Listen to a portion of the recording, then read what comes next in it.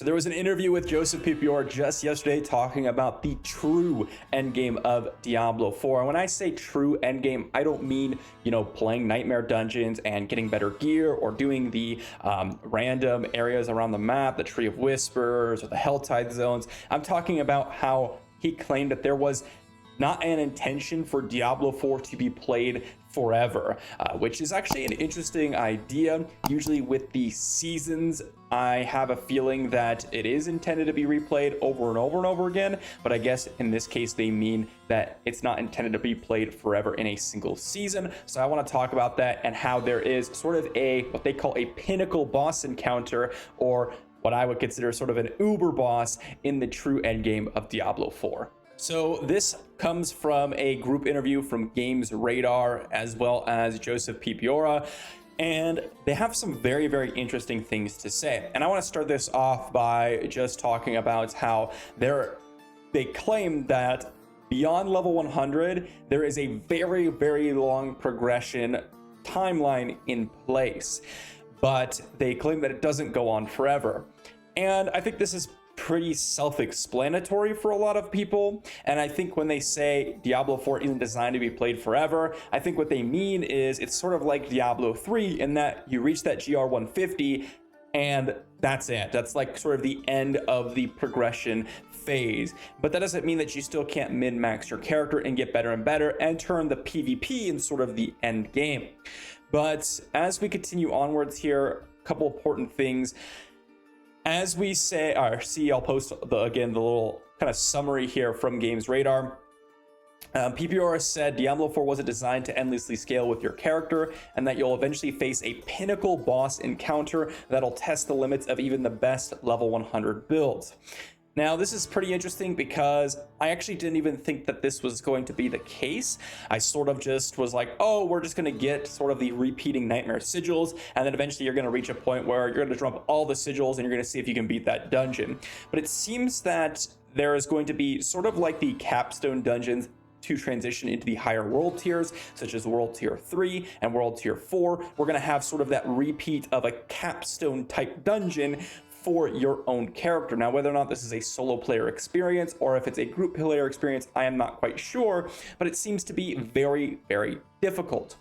As they continue onwards, Diablo 4 is not intended to be played forever, so there are creatures that you will continue to fight at higher and higher difficulties beyond level 100, but this is content where you'll be kind of pushing yourself to see how far you can take your build rather than trying to reach some endless grind of rewards as time goes on beyond level 100.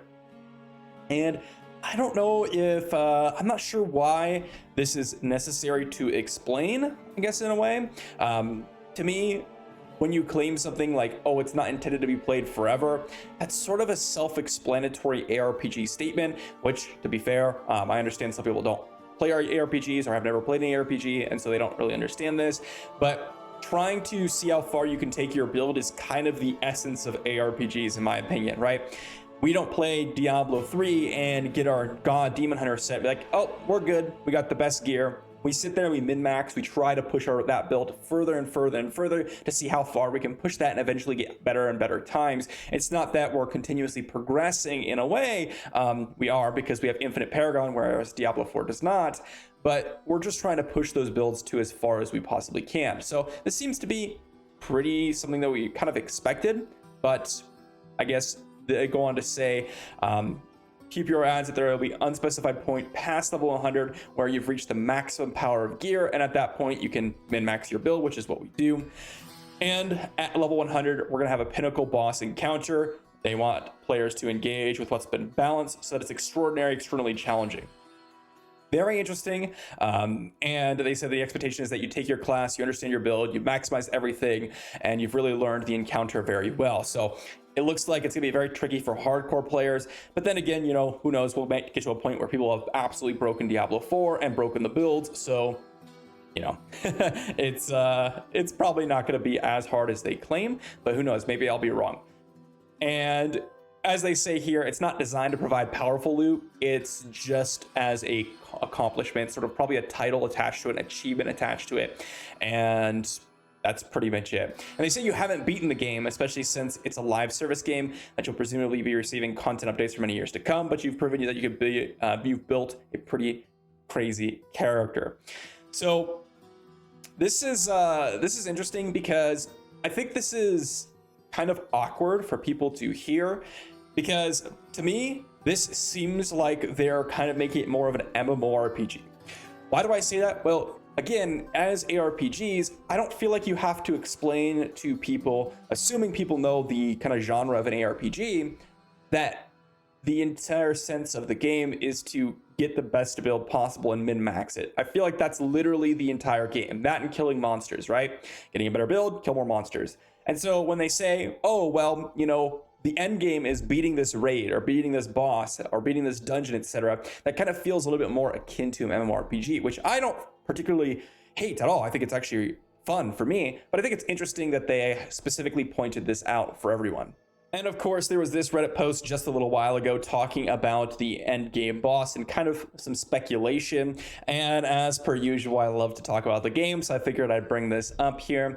And they do introduce an interesting thought here with this sentence. What do you guys think? Will it be as hard as advertised? Could it be on par with the Diablo 3 Inferno Diablo, which had Crip and Crippies being the only one to kill it on hardcore pre-nerf? For those of you that don't know, Inferno Diablo 3 was essentially a difficulty mode that was removed after a certain portion of time. I believe it was shortly after. I'm not exactly sure on the timeline, but I think a couple weeks after, if not a couple days.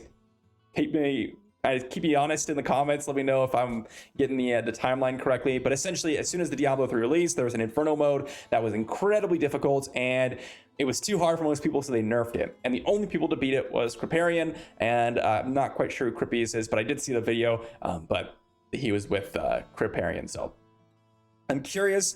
And they go on to say players have gotten so much better, etc., and more ways to break the game.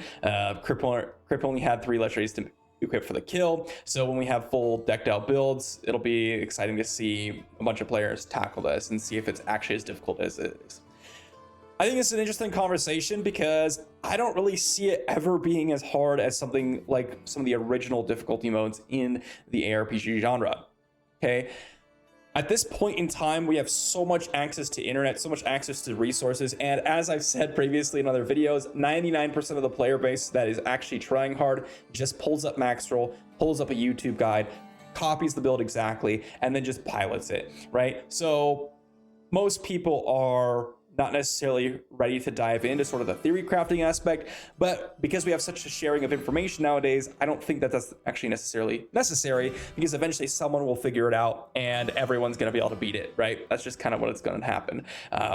I highly doubt that Diablo 4's endgame builds are not going to be cracked open and absolutely busted to where they say it's extremely challenging, but it's in reality not nearly as challenging as they claim it to be. But I guess we'll have to wait and see. What do you guys think about this being the sort of end game challenge? This is like the ultimate goal for your PvE players. I think for those of you that enjoy PvP, you're going to be constantly wanting to min-max that build and try to outplay your opponents. But for someone like myself, which I will be engaging in PvP, but I generally like more PvE, I think this is actually really, really fun. And I like the ultimate goal of there just being a boss rather than like an arbitrary stat number. So thanks for watching, and I'll see you all tomorrow.